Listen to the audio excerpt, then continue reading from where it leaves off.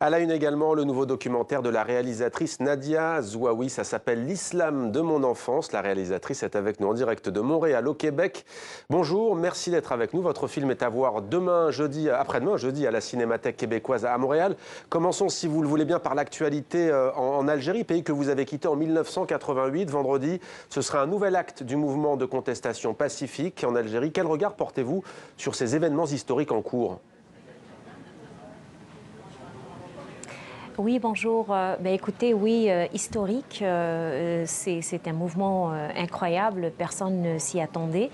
Et je crois que le peuple algérien est très patient et va continuer à faire ce qu'il a à faire, c'est de rester dans ce mouvement pacifique tant que le système en place ne part pas. C'est une dictature qui est extrêmement vicieuse et qui va tout essayer pour déstabiliser la situation. D'ailleurs, on le voit avec l'arrestation du PDG de Cévital, M. Rebrab, qui est très respecté. C'est un des hommes qui a créé le plus d'emplois en Algérie, connaissant le problème du chômage chez les jeunes en Algérie, par exemple. Je dirais que c'est des provocations et des manipulations pour déstabiliser et puis peut-être pour arriver à la violence, ce que le peuple essaye de ne pas faire. Et je les trouve, en tout cas, c'est une très belle révolution. Alors Nadia Zouaoui, dans votre documentaire, on revoit des images de ces stades combles avec des prêches des chefs du Front islamique du salut. Le fils qui avait remporté les élections en 1991, l'armée algérienne avait suspendu puis annulé le processus électoral. Résultat, une guerre civile, 200 000 morts, 1 million de déplacés. Est-ce que cela en valait la peine ?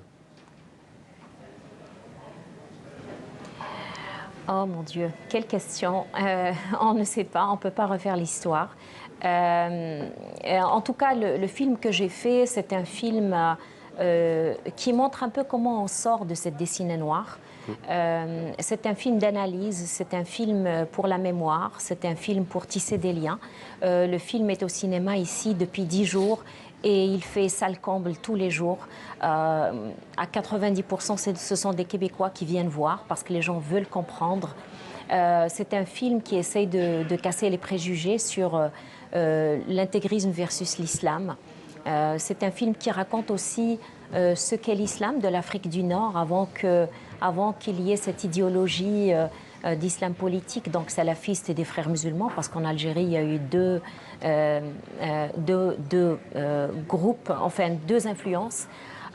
Et donc c'est un film d'analyse, mais en même temps, on ne peut pas raconter cette histoire sans passer par la dessinée noire. Et ce qui est très intéressant, enfin, ce qui est triste, c'est qu'il y a beaucoup de gens qui ont oublié cette dessinée noire, il y a beaucoup de jeunes qui ne connaissent pas cette histoire. Et du coup, la raconter comme ça, je crois que ça met en perspective beaucoup de choses. Et les gens comprennent que l'intégrisme peut emmener vers la violence. Tout en essayant, en faisant un film... pendant tout le film, il y a des personnages qui sont magnifiques, qui se battent sur le terrain contre l'intégrisme, mais à aucun moment il y a eu de personnes qui ont dénigré l'islam. Parce que c'est vraiment un film qui dénonce l'intégrisme et pas l'islam. Un film qui se veut positif. Le titre est fort, L'Islam de mon enfance. Racontez-nous, vous qui avez quitté l'Algérie en 1988 pour le Canada donc, quel était cet islam de votre enfance? Quel souvenir en gardez-vous? Écoutez, moi j'ai été élevée dans une famille qui était pieuse, mais pieuse sans que ce soit ce qu'on voit maintenant. Ce n'est pas des gens qui vous imposent quoi que ce soit. Pour ma mère qui n'a pas été à l'école, son père lui a appris un islam en Kabylie qui est l'islam du partage, quand c'est la cueillette des olives, de tout. Je veux dire, c'était surtout le partage, c'était les valeurs universelles qui sont aider le plus pauvre, c'est la connexion spirituelle vers Dieu. Donc les gens qui voulaient prier, priaient, les gens qui ne voulaient pas prier ne prient pas. Donc il y avait vraiment cet islam un peu mystique qui avait épousé notre culture et qui ne posait pas vraiment problème. Et c'est en grandissant, donc dans les années 80, qu'on a commencé à vivre un peu l'impact qui a commencé par les écoles, où par exemple on n'avait pas le droit d'étudier des philosophes, quelques philosophes, où l'heure d'éducation religieuse dépassait et aller dans d'autres cours, dans d'autres...